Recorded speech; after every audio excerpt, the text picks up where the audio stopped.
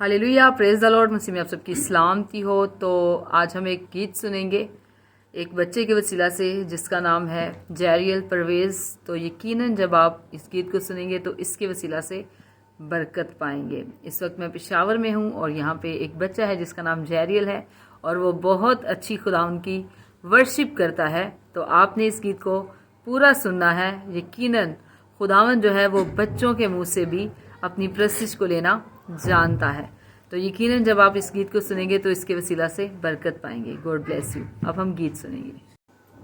हम एक गीत गाएंगे, कमियां हुण नाना, कमियां हुण नाना नाना, कमियां हुण नाना नाना, कमियां हुण नाना नाना, कमियां हुण नाना नाना। मैं यहूदा देशे यसू नासरी दा बेटा सा, मैं यहूदा देशे यसू नासरी दा बेटा सा, मैं राजे आंदे राजे यसू नासरी दा बेटा सा, यसू नासरी दा बेटा सा। कमियां हुण नाना नाना, कमियां हुण नाना नाना, कमियां